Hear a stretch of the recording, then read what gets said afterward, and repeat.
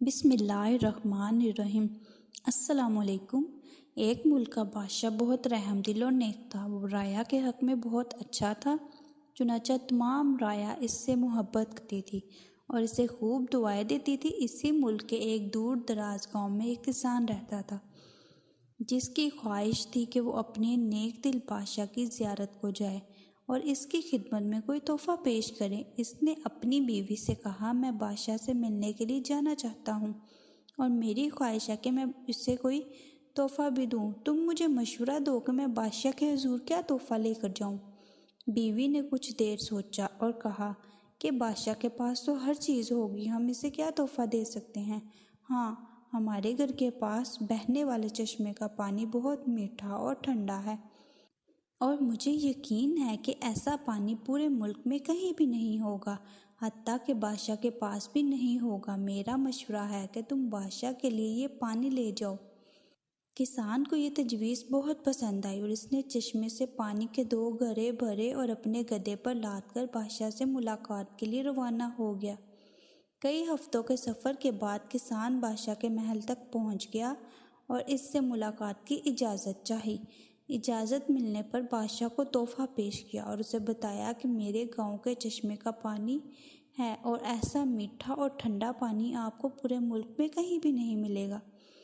بادشاہ کے اشارے پر وزیر نے گھڑے کا ڈھکن اٹھایا تو کئی ہفتوں کے سفر کی وجہ سے پانی میں بدبو پیدا ہو گئی تھی۔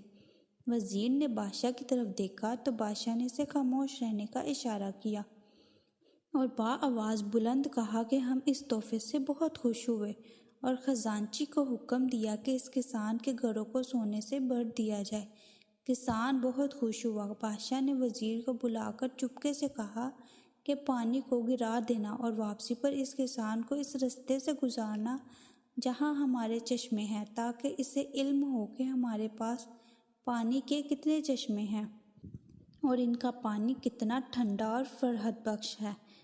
چنانچہ جب کسان کو انعامات دینے کے بعد ان چشموں کے پاس سے گزارا گیا تو وہ سمجھ گیا کہ اس کا تحفہ کتنا حقیر تھا، لیکن بادشاہ نے اس کے حقیر تحفے کو بھی قبول کر کے اسے انعام سے نوازا۔